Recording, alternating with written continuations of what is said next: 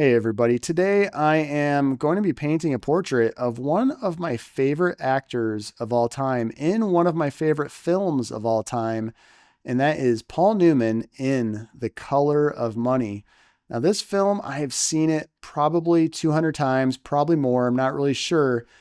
This is a film that came out back in the 80s, and I think the reason I love this movie so much is this is probably around the time when my dad started to teach me to play pool. I was just barely old enough to see over the table. I was probably like 6, 7, 8 years old. There was a local bar in Washington, Iowa, and he would take me there and he would just show me how to play pool.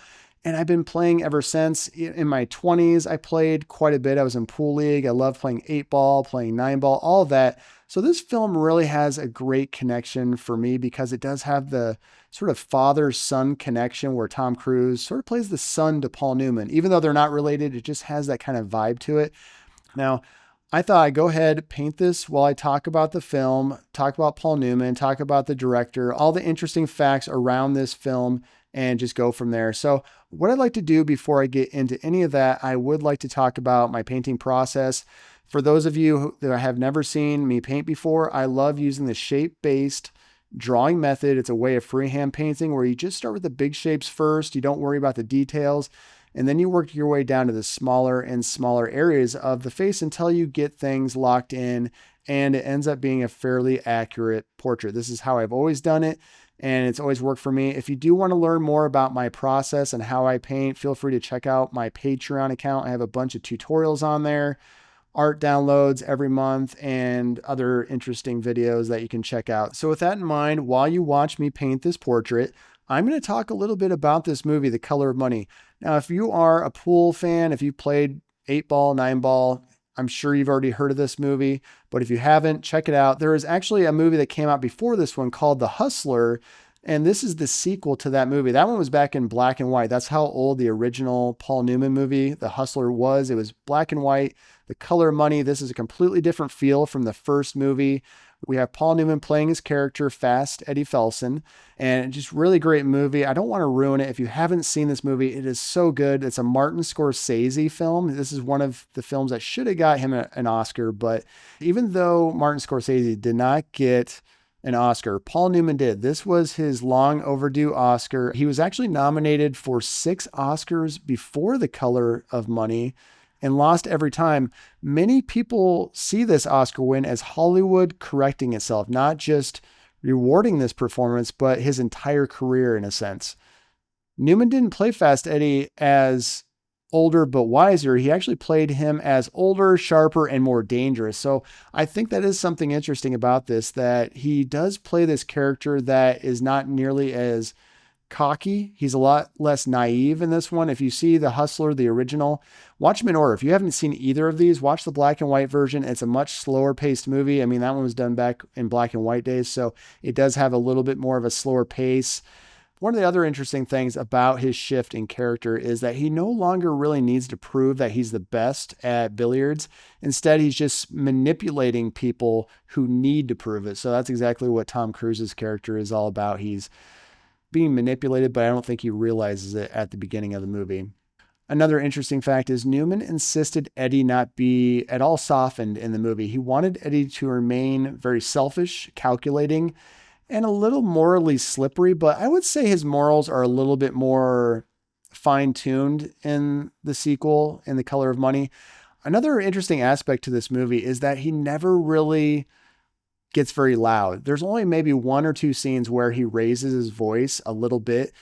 Besides that, though, he's very controlled. Eddie barely raises his voice at all, and he dominates every scene he is in. I don't know what it is about certain actors, but Paul Newman has that quiet confidence that is just impossible to replicate, and he's probably one of the best at it. Another interesting point that the facts here say is that Newman moves very slow, very economical, very deliberate. I think even the pose, the screenshot I picked for this portrait really shows that quiet confidence that Paul Newman has. So some other interesting things about Scorsese's take on this movie is that the camera moves like a pool cue, smooth, aggressive, and precise. The famous pool table tracking shots weren't gimmicks. Scorsese wanted the audience to feel the rhythm of the game. And this is kind of an interesting production fact. Scorsese treated pool games like boxing matches, borrowing ideas from Raging Bull. So there would be momentum shifts, psychological warfare, and intimidation. He also encouraged actors to treat scenes like competitions, not conversations.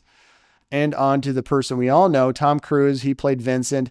He was cast coming off of Risky Business and Top Gun. So he represented this raw ambition and ego. That's one of the reasons he was cast for this. And Scorsese saw Cruise as someone who naturally embodied dangerous confidence. So that's kind of interesting little facts. Some behind the scenes facts. Cruise trained intensely in pool, often practicing hours a day. And it does show. You can see it throughout the movie. He does have a good pool stroke. It's very convincing. He does a great job there.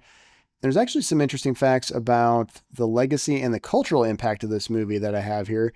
The movie revived interest in pool halls across the United States back in the 1980s. Pool hall sales reportedly surged after the film's release. Newman's Oscar win is often cited as one of the most emotionally satisfying wins in Academy history. I'll have to watch his acceptance speech just to see how that went. The film helped prove Scorsese could succeed inside the studio system without losing his style. Now, some closing facts here that I think are interesting. The color of money isn't about pool. It's about identity.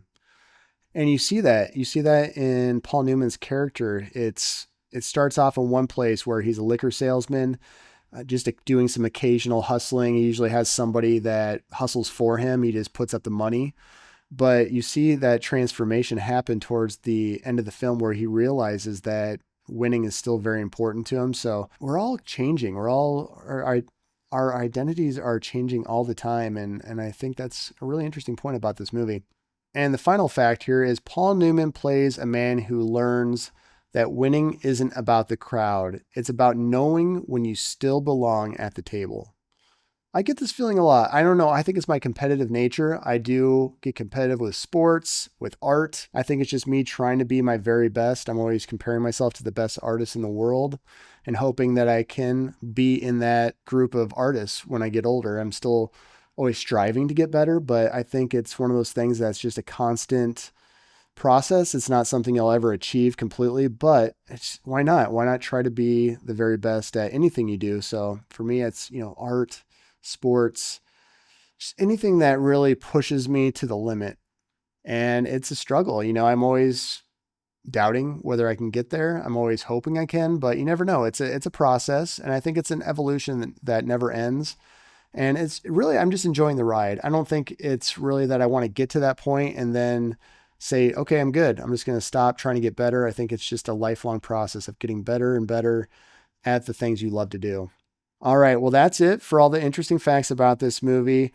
Feel free to check out the full version of this over on my Patreon account where I treat this like a tutorial, a sort of paint along with me session. This is going to be uploaded here in a couple days after I get some edits done to it. But let me know if you have any questions. I'd love to hear your thoughts on doing another movie star for a portrait painting. Like, subscribe, go check me out on Instagram, all that good stuff. Thank you for checking this out, and I will talk to you again very soon. All right, bye.